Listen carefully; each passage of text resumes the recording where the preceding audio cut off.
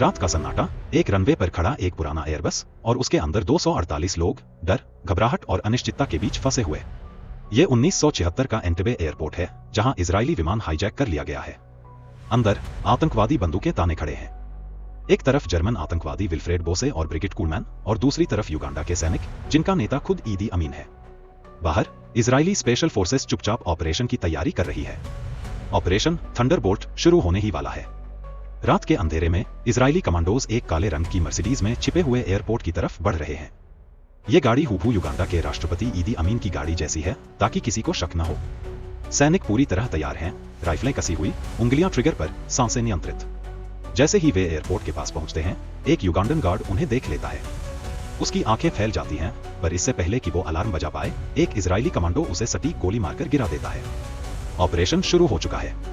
Airport के अंदर कैदी एक दूसरे को डरी हुई नजरों से देख रहे हैं। अचानक बाहर गोलियों की आवाज गूंजती है। एक झटके में सबके चेहरे पर डर छा जाता है। विल्फ्रेड बोसे अपनी बंदूक कसकर पकड़ता है। ब्रिगिट तेजी से गेट की तरफ भागती है। कोई अपनी जगह से नहीं हिलेगा, वह चिल्लाती है, मगर बाहर की आवाजें और तेज होती जाती हैं। बाहर इजरायली सैनिक बिजली की तेजी से एयरपोर्ट के अंदर दाखिल होते हैं। उन्होंने अपनी रणनीति पहले ही तय कर ली थी, 3 मिनट में टर्मिनल तक पहुंचना, 4 मिनट में आतंकवादियों को खत्म करना और 7 मिनट में सभी बंधकों को सुरक्षित बाहर निकालना। पहला हमला युगांडन सैनिकों पर होता है, एक के बाद एक वे गिरते जाते हैं, किसी को मौका नहीं मिलता जवाब देने का। एयरपोर्ट के अंदर विल्फ्रेड बोसे अपने हाथ में बंदूक लिए कांप रहा है। उसने सोचा था कि इजराइल कभी हमला नहीं करेगा, लेकिन अब मौत उसके सामने खड़ी है।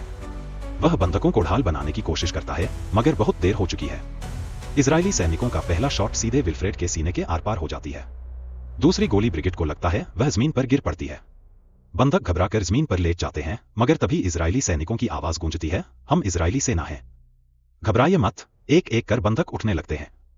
मगर खतरा अभी खत्म नहीं हुआ है। बाहर से युगांडन सैनिकों की ओर से गोलियों की बौछार शुरू हो जाती है। इजरायली सैनिकों को जल्दी करनी होगी।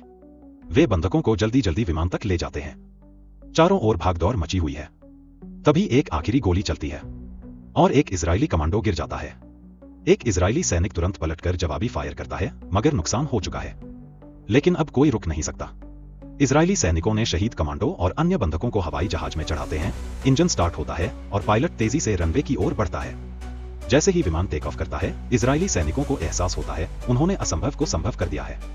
ऑपरेशन खत्म हुआ सिर्फ 90 मिनट में। इजराइल ने दुनिया को दिखा दिया कि वे अपने लोगों को कभी नहीं छोड़ेंगे। और एंटेबे एयरपोर्ट की वो रात इतिहास के पन्नों में हमेशा के लिए दर्ज हो जाती है।